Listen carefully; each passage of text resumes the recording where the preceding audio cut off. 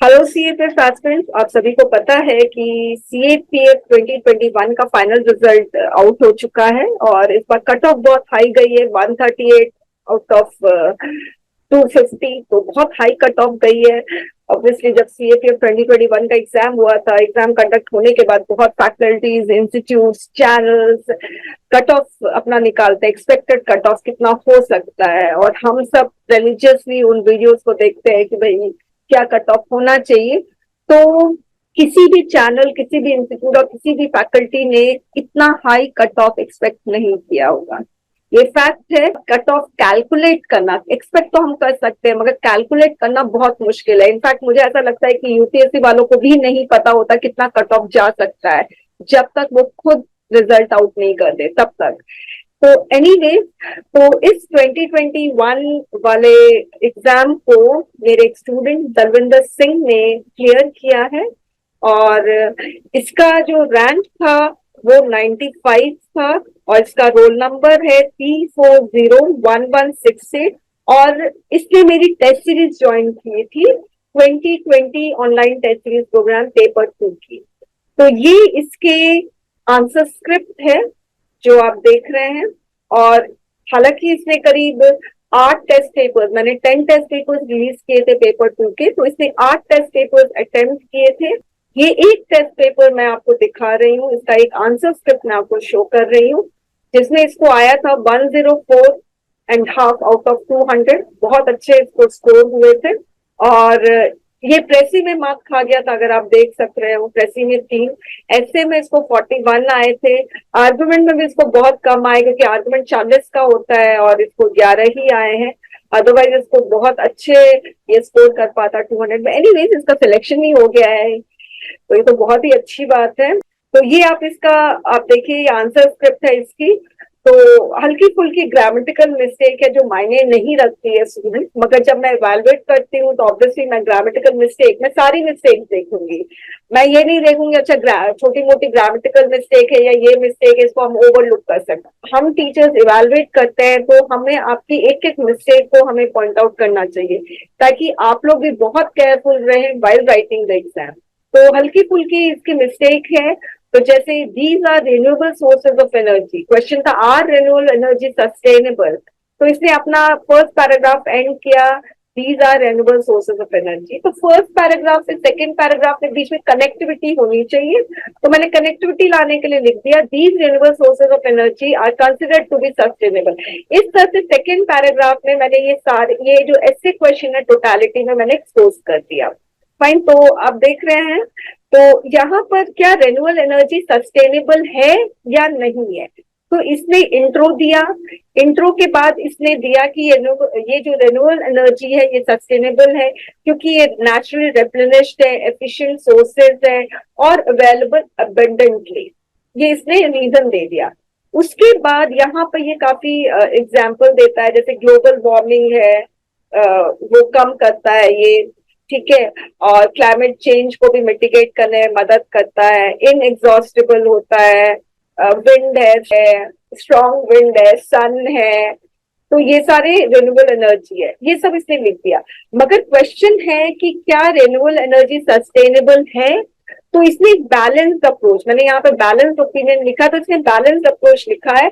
इसने दिया है कि रिन्यूएबल एनर्जी को हम सस्टेनेबल मानते हैं, मगर प्रॉब्लम क्या है, रिन्यूएबल एनर्जी बेस्ड प्रोजेक्ट्स जो होते हैं ना, वो बहुत कैपिटल डिमांड करते हैं, बहुत कैपिटल डिमांड करते हैं और उसमें एनर्जी जो निकलती है वो बहुत थोड़ी सी निकलती है, little energy but demands huge capital, huge investment. और कहीं ना कहीं उस प्रोजेक्ट को रेज करने में, स्टैब्लिश करने में कहीं ना कहीं फॉसिल फ्यूल यूज होता है। तो इसीलिए हम ऐसा नहीं बोल सकते कि renewable energies are completely sustainable. तो यहाँ पर इसने लिखा है for instance many components and raw materials used by such project यानी renewable energy project may have been manufactured in fossil fuel factories.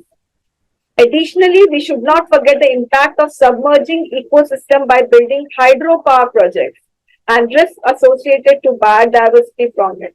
बहुत ही अच्छा बैलेंस्ड अप्रोच है।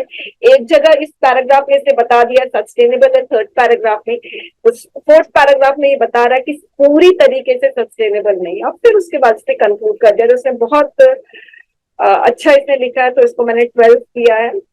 और नेक्स्ट क्वेश्चन है protecting India's interest in Persian gulf challenges and strategy. तो उस समय जब ये 2020 का मैंने ये टेस्ट पेपर्स मैंने तैयार किया था, उस समय शाहबाद पोर्ट का बहुत इशू चल रहा था। पर्शियन गल्फ में इंडिया अपना पांव जमाने की कोशिश कर रहा है, ठीक है, ये सारी चीजें उस समय चल रही थी, तो मैंने एक क्वेश्चन बनाया था। तो इसने जो लिखा है, क्वेश्चन क्या है, प्रोटेक्टिंग इंडियाज इंटरेस्ट। तो इसने क्या किया, फर्स्ट पैराग्राफ में सिर्फ इसने इंडियाज इंटरेस्ट के बारे में बताया है। हमें ऐसे क्वेश्चन को धीरे धीरे अनफोल्ड करना है, एक बार में ऐसे क्वेश्चन को फर्स्ट पैराग्राफ में तुरंत का तुरंत एक्सपोज नहीं करना है। तो इसने सिर्फ फर्स्ट पैराग्राफ में सिर्फ इंडियाज इंटरेस्ट के बारे में बताया। क्वेश्चन क्या है, चैलेंजेस एंड स्ट्रैटेजीज, यानी आपको चैलेंजेस को जस्टिफाई करना है, इंटरेस्ट को जस्टिफाई करना है, जो इसने यहाँ पे कर दिया, देख लीजिए। क्यों मेजर इंटरेस्ट है, ट्रेड के लिए है, फॉरेन इन्वेस्टमेंट है, एनर्जी सिक्योरिटी, इससे इंटरेस्ट बता दिया। अब उसके बाद सेकेंड पैराग्राफ में ये यहाँ पर चैलेंजेस के बारे में बता रहा है, ठीक है, फिर इसको स्ट्रेटेजीज के बारे में बतानी है। तो चैलेंजेस के बारे में इसने पहला चैलेंज लिया कि सैंक्शन की वजह से, ठीक है, यूनाइटेड स्टेट्स ने सैंक्शन पुट कर दिया ईरान में। दूसरा शाहबाद पोर्ट, ये एक चैलेंज है। दूसरा चैलेंज है चाइना और पाकिस्तान, फाइन, वो लोग भी एक्सपैंड कर रहे हैं अपना इन्फ्लुएंस पर्शियन गल्फ में, ये चैलेंजेस इसने बता दिया। उसके बाद स्ट्रैटेजीज बताना, स्ट्रैटेजीज क्या है, सैंक्शन के बावजूद भी इंडिया अभी भी ईरान से ट्रेड कर रहा है, कश्मीर इंडिया का मैटर है, इंटरनेशनल मैटर नहीं, ये भी है। फिर दूसरा, तीसरा इसने इंडियन नेवी के बारे में बताया कि इंडियन नेवी और ईरान के बीच में जो भी एक्सरसाइजेस हो रहे हैं, ओके, और फिर उसके नेवल एक्सरसाइजेस के बारे में, ओके, और फिर फोर्थ में उसने बताया कि मिडिल ईस्ट पॉलिसी के बारे में बताया। तो स्ट्रैटेजीज भी इसने बता दी। तो ऐसे क्वेश्चन की, देखिए स्टूडेंट, ऐसे क्वेश्चन का हर एक की कंपोनेंट को आपको जस्टिफाई करना है। तो इसने इंटरेस्ट वाले की कंपोनेंट को फर्स्ट पैरा में जस्टिफाई किया, चैलेंजेस वाला की कंपोनेंट को इसने सेकंड पैरा में जस्टिफाई किया, स्ट्रैटेजी वाला की कंपोनेंट को इसने थर्ड पैरा में जस्टिफाई किया, ठीक है। तो यहाँ पर स्ट्रैटेजी आ जाता है। ऐसे ही इसको मार्क्स नहीं मिल रहे हैं, प्रॉपर तरीके से इसने लिखा, फिर यहाँ पर इसने कंक्लूड कर दिया, छोटा सा कंक्लूजन दिया, well written interconnected paras, very well justified the question, 3 challenges मैंने लिखा है, 4 स्ट्रैटेजीज इसने बहुत अच्छे से इसने लिखा है। नेक्स्ट क्वेश्चन है, inclusive growth in India require policy measures to address poverty. ये जो क्वेश्चन इसने आंसर किया है, तो इसने यहाँ पर पॉवर्टी के बारे में बताया है और एक फैक्ट को स्टैब्लिश किया है कि इंडिया सिंस इंडिपेंडेंस एरा मतलब कि बहुत हद तक गरीबी को मिटाने में इंडिया सक्सेसफुल रहा है, मगर फिर भी अभी भी इतने पुअर पीपल है। अब इसका रीजन इसने दिया कि जो भी इकोनॉमिक ग्रोथ हो रहा है, क्योंकि देखिए क्वेश्चन क्या है कि इंक्लूसिव ग्रोथ होना चाहिए, ठीक है, जो भी ग्रोथ हो रहा है उसमें पॉवर्टी अभी तक एड्रेस नहीं हो रहा है।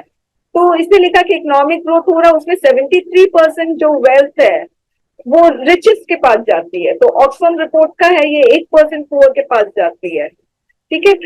अब प्रॉब्लम क्या है, इसने लिए therefore to achieve our goal of inclusive growth, problem ये है इसने इंक्लूसिव ग्रोथ मेंशन तो किया है इस आंसर में, मगर इंक्लूसिव ग्रोथ का मतलब क्या होता है ये चीज इसने नहीं बताई है। तो ये प्रॉब्लम है। अब पुअर पीपल क्या है, वो हेल्थ सर्विसेज मतलब नहीं एक्सेस कर पाते हैं, ठीक है, एजुकेशन की प्रॉब्लम है। अब ये वाला जो इसने पैरा लिखा है, इस पैरा में इसने ये पूरा एक सेंटेंस है, कहीं पे भी आपको फुल स्टॉप नहीं दिखेगा। अगर आप इतना लंबा पैरा लिखोगे तो एग्जामिनर को समझ में नहीं आएगा, क्योंकि हम छोटे छोटे आइडियाज को जल्दी से अब्सॉर्ब कर पाते हैं, उसको रिफ्लेक्ट भी कर पाते हैं, मगर एकदम एक ही सेंटेंस में इतनी सारी चीजें लिखी होगी तो हमें बहुत प्रॉब्लम आएगी अब्सॉर्ब करने में, रिफ्लेक्ट करने में। फाइन, फिर से इसने इंक्लूसिव ग्रोथ का मेंशन किया, मगर इंक्लूसिव ग्रोथ होता क्या वो चीज इसने नहीं बताई। इंक्लूसिव ग्रोथ के लिए भारत क्या कर रहा है तो ये चीज इसने बताई है, मगर इंक्लूसिव ग्रोथ क्या होता है ये नहीं बताया। ठीक है, यहाँ पर इसने फिर से इंक्लूसिव ग्रोथ मेंशन किया है कंक्लूजन में, मगर क्या होता है इसने नहीं बोला है। तो 7 इसको मार्क्स मिले हैं। The missing link in your essay answer is the absence of any para that explains inclusive growth when each citizen of the nation. अब इंक्लूसिव ग्रोथ क्या होता है मैंने यहाँ पे बताया है, जब प्रत्येक नागरिक पार्टिसिपेट करता है नेशन के ग्रोथ में, कंट्रीब्यूट करता है, योगदान देता है और बेनिफिट भी उसको मिलता है, ग्रोथ से बेनिफिट। अगर इंडिया इतना ग्रो कर रहा है इकोनॉमिकली, पुअर को क्या बेनिफिट मिल रहा है? कुछ नहीं। तो बेनिफिट भी मिल रहा है, उसको हम कहेंगे इंक्लूसिव ग्रोथ। तो ये चीज मिसिंग थी, इसलिए इसको 7 मिले हैं। लास्ट ऐसे क्वेश्चन है, the challenging quest for universal health coverage. Health services universally accessible, affordable होनी चाहिए, यही चीज है यूनिवर्सल हेल्थ कवरेज में। तो इसने इंट्रो दिया है, ओके ओके इंट्रोडक्शन है। अब चैलेंजिंग क्वेस्ट यानी आपको चैलेंज आपको बताना है कि एक यूनिवर्सल हेल्थ कवरेज के लिए क्या क्या चैलेंजेस हो सकते हैं, वो बताना है। तो ये चैलेंज, अब ये चैलेंज के बारे में बता रहा है। तो इसने एक बताया कि प्राइमरी हेल्थ सेंटर है 4%, मैं पूरा पढ़ लेती हूँ। That primary health service in India has been extremely inequitable within the country, both in terms of access and delivery। तो फिर इसने एक डेटा दे दिया, फिर इसने डॉक्टर पेशेंट का रेशियो बताया। तो यूनिवर्सल हेल्थ कवरेज के गोल तक पहुंचने के लिए ये सारे चैलेंजेस हैं। फिर गवर्नमेंट ने क्या किया, नेशनल रूरल हेल्थ मिशन, ये सारी चीजें इसने बताई है और क्या सोल्यूशन है ये बताया है। ठीक है, और government law, national health programme, फिर इसने कंक्लूड कर दिया है। तो ठीक है, कुछ खास इसमें इसने मतलब एक रेलिवेंट कंटेंट लिखा है इसने, तो इसको इसमें 10 मिल गए। अब नेक्स्ट आर्गुमेंट क्वेश्चन है, extra judicial killing is justified. तो इसने इंट्रो नहीं लिखा, इंट्रो लिखना जरूरी है। तो एक्स्ट्रा जुडिशियल किलिंग क्या होता है ये लिखा है। और ये क्यों आया क्वेश्चन, क्योंकि a recent encounter of rape accused by Hyderabad police has opened the debate whether की स्पेलिंग गलत है, it is justified or not। 3 points दिए हैं, 3 पॉइंट्स से ज्यादा वैसे देने नहीं चाहिए आर्गुमेंट में। आप लोग सोचते 5 पॉइंट देंगे तो बेटर रहेगा, मगर 5 पॉइंट देते हैं तो हम क्या करते हैं, वर्ड लिमिट तो हमें रखनी ही है ना, तो 5 पॉइंट देते हैं तो हम एक्सप्लेन नहीं करते, टच एंड गो वाला सिस्टम रहता है। एनीवेज, तो ये सेकंड एंड थर्ड पॉइंट, जैसे इसने फर्स्ट पॉइंट में लिखा है कि इससे जस्टिफाई इसलिए कि वायलेंस और टेररिज्म को रिड्यूस करेगा, चलिए ठीक है। सेकंड एंड थर्ड पॉइंट में इसे लिखा है कि police has to retaliate against the criminal who attack them, तो पुलिस को अटैक कर रहे हैं। तो अब यहाँ पर protecting citizen and the resources, तो पुलिस अपने आप को प्रोटेक्ट कर रहे हैं, अपने आप को डिफेंड कर रहे हैं, सिटीजन को डिफेंड कर रहे हैं, रिसोर्सेज को डिफेंड कर रहे हैं। तो ये सेकंड एंड थर्ड पॉइंट एक साथ मर्ज कर सकते थे। अगेंस्ट में इसने लिखा है right to life is protected under constitution, तो ऑब्वियसली इस तरह से नहीं कर सकते extra judicial killing. Relies the principle of judicial system. और लास्ट इसने लिखा है फेक एनकाउंटर्स भी होते हैं, कंफ्यूजन मिसिंग है, इसको इसमें 6 मिले हैं। School teaching is not an attractive career, introduction is missing है। और high qualification to be a teacher, problem क्या है कि इनके पॉइंट्स इसे लिखे तो हैं, टेम्पररी बेसिस में टीचर्स को एम्प्लॉय किया जाता है, सैलरी भी कम होती है, तो एविडेंस दीजिए, बहुत सही रहेगा। वरना बिना एविडेंस, आई मीन देखिए, अगर आपके पास एविडेंस नहीं है तो ठीक है, वेल एंड गुड, अब जो है फिर वो लिखिए, मगर एविडेंस देने से बेटर रहता है। अब इसने लिखा it includes good family life and well professional life, तो कैसे, ये भी इसको बताना चाहिए, क्योंकि टीचिंग आवर्स कम होते हैं, fine. School hours, teaching hours ना बोल के स्कूल आवर्स कम होते हैं, जैसे 6 बजे से लेकर 12 बजे तक होते हैं, 8 बजे से लेकर 2 बजे तक होते हैं, तो भी बाकी टाइम रहता है, राइट। तो इससे हम बैलेंस कर पाते हैं फैमिली लाइफ और प्रोफेशनल लाइफ को, तो ये इसको थोड़ा एक्सप्लेन करना चाहिए था। अब यहाँ पर फिर से सैलरी की बात की कि सैलरी इंक्रीज हो जाता, तो एविडेंस देना है। अब यहाँ पर teaching do not require person to change location from home और एज एनी अदर प्रोफेशन, मगर प्रॉब्लम क्या है, यहाँ पर चेंज लोकेशन की बात हुई और यहाँ पर ये नोबल प्रोफेशन की बात हो रही है, तो इसको एक कनेक्शन ही नहीं है, no connection with the first line. हम लोकेशन चेंज नहीं कर सकते, इसलिए नोबल प्रोफेशन है ना, इसलिए इसको इसमें कम मार्क्स मिले। कंक्लूजन भी मिसिंग है इसमें। फिर रिपोर्ट है चाइना पाकिस्तान इकोनॉमिक कॉरिडोर, तो इसको देखिए हेडलाइन को अंडरलाइन नहीं करते हैं क्योंकि न्यूज़पेपर में भी हेडलाइन होता है, तो इसको हम कहाँ अंडरलाइन करते हैं, तो हेडलाइन अंडरलाइन नहीं करनी चाहिए। फिर से इसने एक लंबा सेंटेंस लिखा है, ये सेंटेंस यहाँ से लेकर यहाँ तक है। इतना लंबा सेंटेंस नहीं लिखना चाहिए स्टूडेंट, छोटे छोटे सेंटेंस लिखो ताकि अच्छे से समझ में आए। और थोड़ा सा ये फॉर्मेट में प्रॉब्लम है, ठीक है। पहले फॉर्मेट में क्या प्रॉब्लम है कि यहाँ 11 में लिखे हैं, 11th में होना चाहिए, ओके, बाकी ठीक है। और फिर इसने ये सब तो आप वेल नोन है, ये सारा इसने जो कंटेंट दिया है। और यहाँ पे लास्ट में इसने एक्सपर्ट्स ओपिनियन दिया है 7। अब स्टूडेंट बोलते हैं मैम सोर्सेज लिखना चाहिए कि नहीं। देखिए दलविंदर का क्लियर हुआ, इसने कोई सोर्सेज नहीं लिखा है, ठीक है। उसने अपने एग्जाम में भी कोई सोर्सेज नहीं लिखा है, तो सोर्सेज लिख के अपना टाइम वेस्ट मत करिए students, better not to write sources. Plastic ban पे है तो अंडरलाइन करने की जरूरत नहीं है। इसमें यही प्रॉब्लम है, 10th अक्टूबर TH लिखना चाहिए था और प्लास्टिक बैन पे इसने लिखा है, ठीक है। इसको 8 मिले हैं, बेटर है, अच्छा है, वर्ड लिमिट भी है। और देखिए जरूरी नहीं है कि आप लोगों को इस तरह से वर्ड लिमिट लिखना है, मगर मैं अपने जो सभी स्टूडेंट्स हैं जो टेस्ट सीरीज मेरा ज्वाइन कर रहे हैं उनको मैं बोलती हूँ वर्ड लिमिट लिखने के लिए। रीजन ये है मेरे को आसानी हो जाती है वैल्यूएशन करने में, मार्क्स देने में, इसलिए बोलती हूँ, अदरवाइज जरूरी नहीं है। प्रेसी में आपको देखना पड़ेगा कि लिखा हुआ है कि नहीं वर्ड्स लिमिट। प्रेसी इसका शुरुआत तो इसने अच्छे से की है, उसके बाद इसको मुझे समझ में आ रहा था कि इसको प्रेसी नहीं समझ में आया है, हैवंट अंडरस्टूड, तो you haven't understood the precis in totality. और ये रीडिंग कॉम्प्रिहेंशन है, इसको एक क्वेश्चन है जिसमें इसको कम मार्क्स मिले हैं क्योंकि पॉइंट्स मिसिंग है, और बाकी सब में इसको अच्छे मिले हैं। अब ये ग्रामर का पार्ट आता है, ग्रामर में उसको 19 मार्क्स मिले हैं, तो बहुत अच्छा है।